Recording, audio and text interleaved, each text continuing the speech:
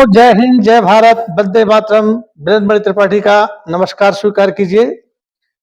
आज मैं फिर फिल्मी शख्सियत के बारे में आपको बताने जा रहा हूं। हम सब लोग जन्म लेते हैं, बालक रहते हैं, युवा होते हैं, प्रौढ़ावस्था में आते हैं, फिर वृद्धावस्था में आकर के दुनिया से अलविदा करके चले जाते हैं। यही दुनिया की रीति है। तो आज हम एक ऐसे फिल्मी दुनिया में ऐसी शख्सियत के बारे में बात करने जा रहे हैं जिसको बहुत लोग नहीं जानते हैं, पर वह अपना अमिट छाप छोड़ करके चली गई। आप लोग फिल्म एक्टर देवानंद के बारे में तो आप जानते ही होंगे, बहुत लोग जानते हैं, पर आप लोग यह नहीं जानते हैं कि देवानंद का पहला प्यार क्या था और किससे उन्होंने किया था, उसका रिजल्ट क्या हुआ। तो आज हम बात करने जा रहे हैं। एक लाहौर में घर था और उस घर में जो है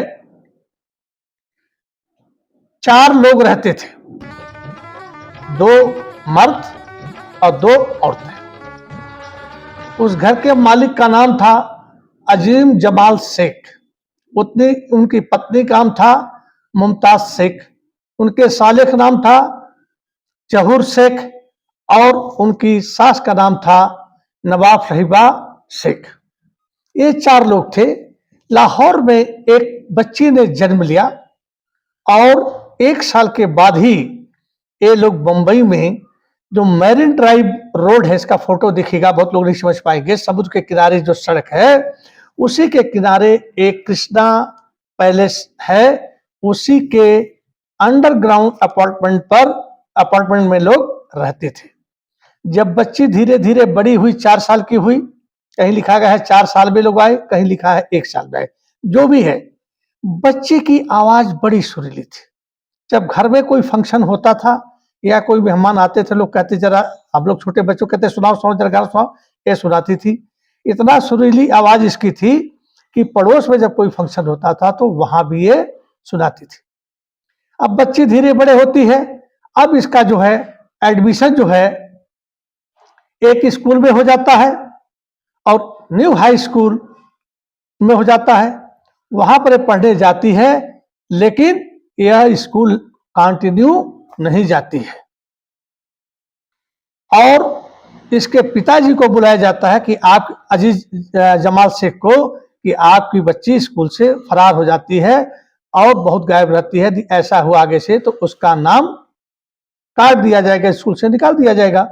जमाल शेख ने, वहां एक मैडम थी, वही हेड मिस्ट्रेस थी, कहे मैडम ऐसा नहीं होगा। लेकिन बाद के दिनों में भी यह जो है बच्ची वहां से फरार हो जाती थी। और नौशाद जो संगीतकार है, नौशाद, आप लोग पिक्चर देखते होंगे, आता होगा, उनके लिए गाना गाने के लिए पार्श्व गायिका के रूप में, मतलब नाचता कोई और है, गाता कोई और है। जैसे लता मंगेशकर हमारी पार्श्व गायिका है, पर्दे पर नहीं आती है पर अपनी आवाज हीरोइन को देती है, उसी तरह से गाती थी। इस बच्ची ने 1936 से लेकर के, इसका जन्म हुआ था 1929 लाहौर में, और यह बच्ची अपनी वृद्धा के समय तक, यह 2004 में अपने कृष्णा पैलेस में प्राण त्यागे और 75 वर्ष की आयु में यह जो है मौत को प्राप्त करती है। और बड़ा कब्रिस्तान मैरिज लाइन्स में इस बच्ची को, ये महिला को, ये वृद्धा महिला को दफना दिया जाता है। अब वही कृष्णा पैलेस से बात शुरू होती है और दफनाए हुए जो जगह है, बड़ा कब्रिस्तान मैरिन लाइन्स के बीच की अब कहानी आपको सुनाता हूं। बच्ची जो है 36 से 41 तक ये पासौर गायिका बालिका थी। इसने गाने गाए और यह जो है ऐसे फेमस हुई अपने जवानी के समय पर कि हर जगह इसका वाह वाह वाह चलता था। और मैरिन ड्राइव रोड पर सुबह सुबह भीड़ लग जाती थी। कोई अनजान आदमी जानता था कि कारों की लंबी कतारें लगी है, इसलिए भीड़ लग गई है, पर ऐसा नहीं था। इस बालिका जब नवयुवती बनी, इसके दीदार के लिए लोग हजारों की संख्या में खड़े हो जाते थे कि कृष्णा पैलेस से बाहर निकलेगी और उनका दर्शन करेंगे। क्या बालिका नवयुवती लड़की का नाम था सुरैया जमाल शेख, मतलब सुरैया के नाम से प्रसिद्ध है, पर उसका नाम था सुरैया जमाल शेख। गजब की खूबसूरती, इनका चेहरा जो है परियों जैसा था और आंखें इनकी हिरनी जैसी थी और सबसे हंसकर बात करती थी और बहुत बड़ी स्टार हो गई। और एक समय ऐसा आया उस जमाने में जब जूते की सिलाई एक पैसे में होती थी, ये 40,000 रुपए अपना फीस लेती थी। बहुत ही कॉस्टली हीरोइन बनी है। इनके अंदर एक खुर्शीद और नूरजहां, ये दोनों थी। एक्टिंग भी करती थी और फिल्मों में गाती भी थी, लेकिन देश की आजादी के बाद ये सब पाकिस्तान चली गई और मैडम सुरैया जो रह गई, जो गाती भी थी और एक्टिंग भी करती थी। तो इनकी जो पिक्चरें जो थी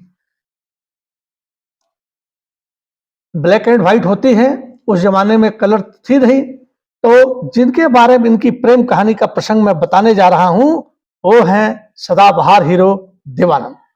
इनके साथ इन्होंने वैसे तो 63 फिल्म क्या बोलते हैं 1936 से लेकर के और 63 तक इन्होंने 67 फिल्में की और 338 इन्होंने गाने गाए। और जब इनकी जो है पहली फिल्म जो थी पासवर गायिका एक बालिका थी, उसमें एक बालक जो है वो बूट पॉलिश करता है, तो छोटे से लड़के की आवाज और लड़की की आवाज एक ही होती है। पहला इन्होंने गाया 1942 में, बूट करूं मैं पालिश बाबू, इस गाने को आप लोग सुनिए। उसके बाद 1946 में ये हीरोइन और गायिका दोनों हो जाती हैं और 1948 तक इन्होंने जो है तब तक 7 फिल्मों में काम कर लिया था और असली कहानी शुरू होती है 1948 में। 1948 में विद्या फिल्म की शूटिंग हो रही होती है। जैसे ही सुरैया आती है तैसे ही हो जाता है, अरे मैडम आ गई सुरैया, मैडम आ गई, हलचल मच जाती स्टूडियो में। और उसके बाद उसी स्टूडियो में देवानंद जी बैठे रहते हैं, एक कुर्सी पर फोटो देखिए। और उसके बाद जो है सुरैया की बात होती है, देवानंद अपना गर्दन मुड़ करके देखते हैं और सब लोग सुरैया जी को, इतनी बड़ी एक्ट्रेस हो चुकी होती है कि सब लोग नमस्कार करते हैं, पर देवानंद अपनी कुर्सी से उठे नहीं, एक टक देखते रहे पथराई हुई आंखों से। मतलब पथराई हुई आंख जानते क्या होता है? आदमी जब मर जाता है उसकी आंखें खुली रहती है, पलक नहीं गिरता। देवानंद लगातार उसको देख रहे थे।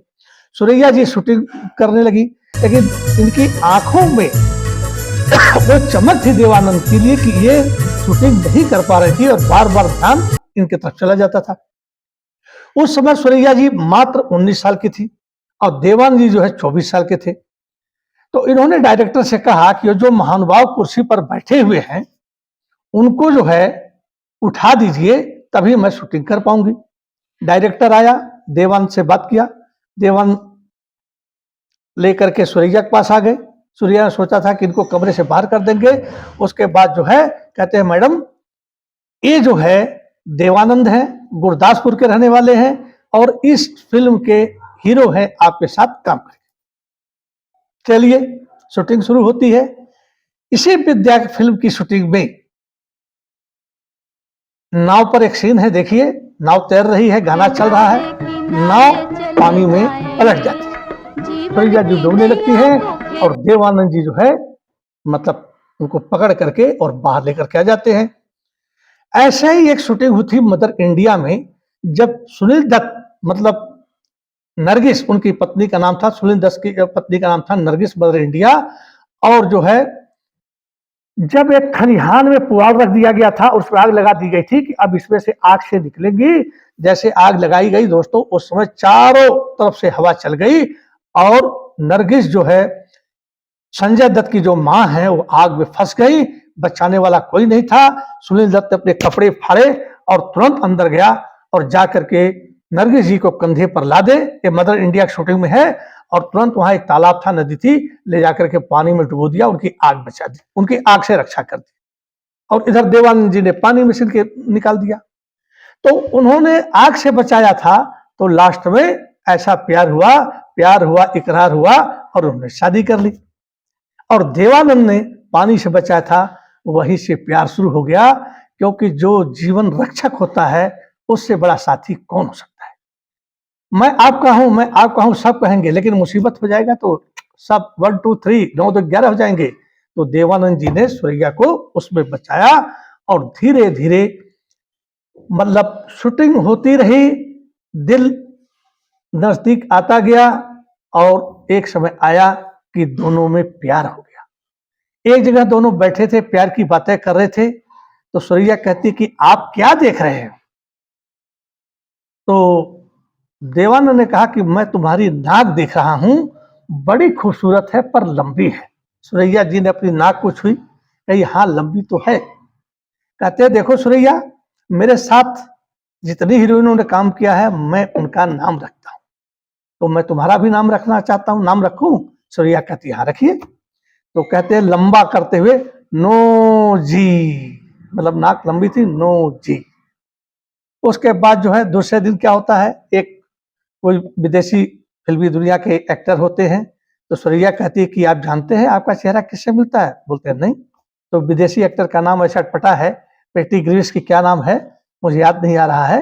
तो कहते कि नहीं मुझे उससे तुलना मत करो, मैं उससे भी ज्यादा खूबसूरत हूँ। तो सुरैया कहती हाँ यही तो आपका कॉन्फिडेंस मुझे आपको आपकी तरफ खींच रहा है।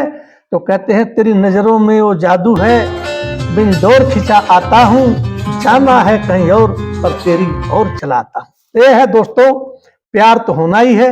मनुष्य है, जिस तरह से बिना कुछ कहे हमारी मूछें आ गई हैं, सीने में बाल आ गए हैं, औरतों में विकास हो जाता है, उसी तरह से बालक अपने माँ बाप को प्यार करते करते जब यंग होता है तो उसे एक जीवन साथी की जरूरत पड़ती है। इस सृष्टि को चलाने के लिए एक नर एक नारी की तरफ झुकता है और एक नारी एक नर की तरफ झुकती है। इसी को कहते हैं प्यार और इसी से चलता है संसार। तो इन दोनों में हो गया। अब जो है इनके पास 3 लग्जरी गाड़ियां थी सूर्या जी के पास। देवानंद कहते हैं एक कार का नाम था लिंटन, और उसके बाद जो है दूसरे कार का नाम था अभी आपको बता देता हूं उसमें। तो 3 हाँ, लिंकन और कैटरलेस, ये बड़ी कास्टली गाड़ी नीले रंग की थी। उसके बाद फोटो दिखाता हूँ उस जमाने की जो गाड़ियां होती हैं। सुरैया गाड़ी से आती थी, गाड़ी से जाती थी। देवानंद कहते हैं कि जब शूटिंग खत्म होती थी तो मैं जो है ट्रेन पकड़ता था और चर्च गेट उतरता था और वहां से पैदल मैं सुरैया के घर जाता था, वहां बैठ करके बातें करते थे। इनका जो मुलाकात था वह 48 से लेकर के 51 तक रहा। 48, 49, 50 से 51, जिसमें इन्होंने 7 फिल्में एक साथ की। अब प्यार इतना परवान चढ़ गया कि जब एक साथ साथ शूटिंग करते थे तो मिलते थे, खूब बातें होती थी, लेकिन जब वहां से खत्म हो जाता था, शूटिंग का टाइम खत्म होता था, तो इतने तड़फते थे कि क्या करें।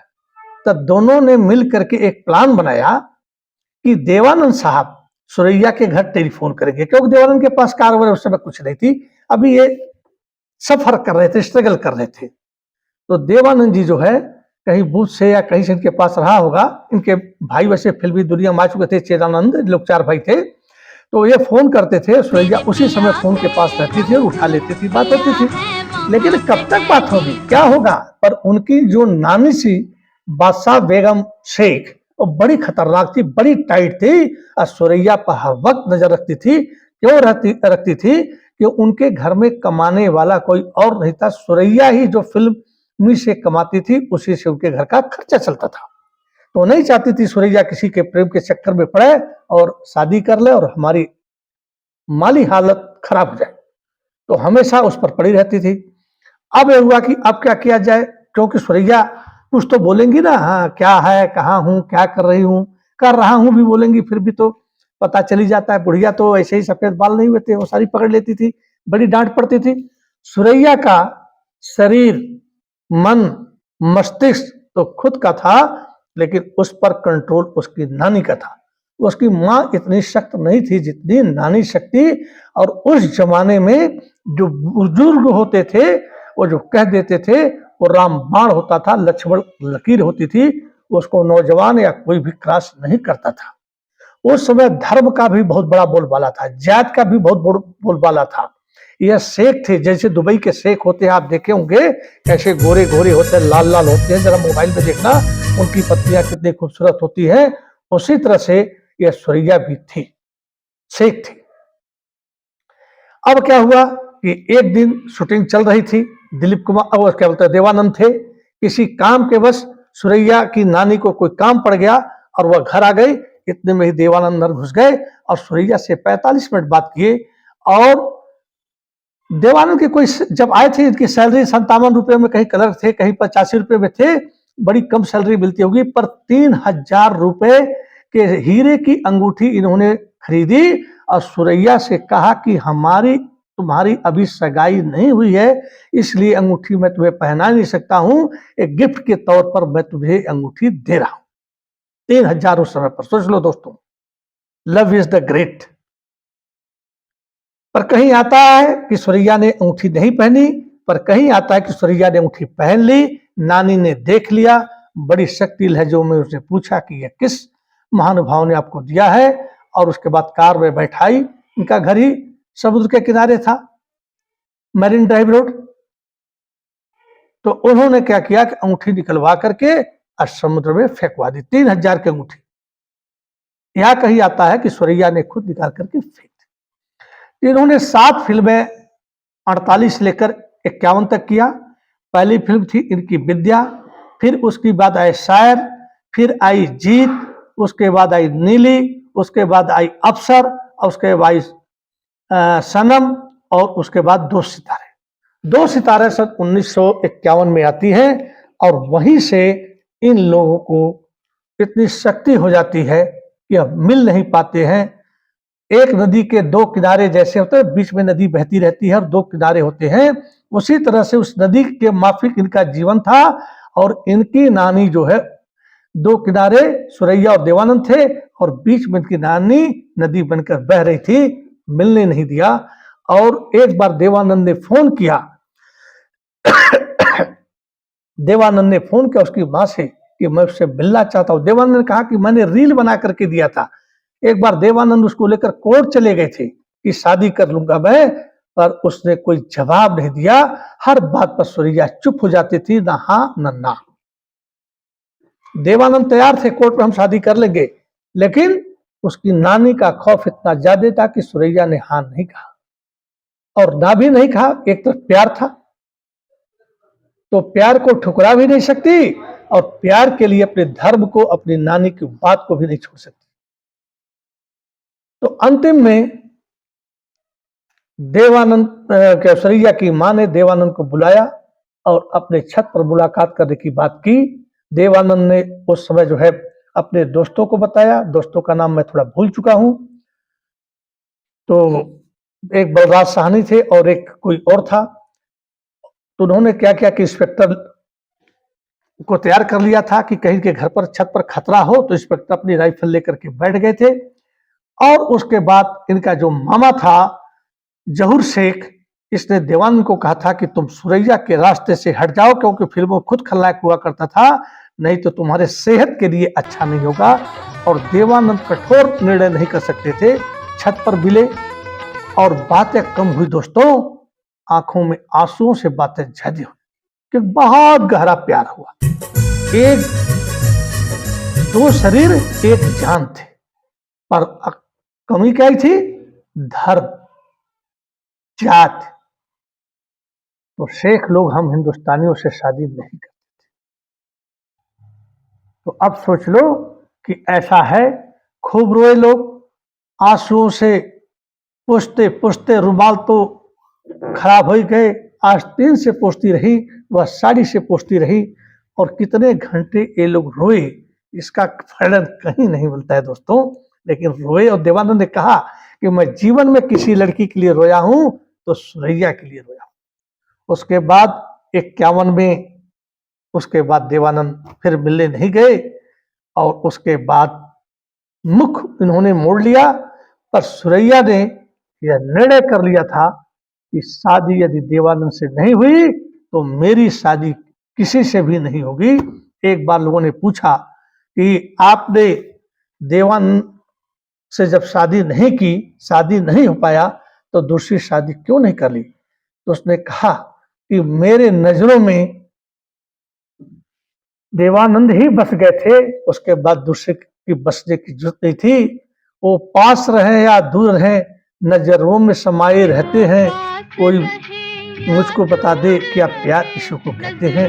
और उसके बाद यह जीवन भर कुंवारी रही। 63 में इन्होंने एक फिल्म में एक्टिंग किया था और वह था फिल्म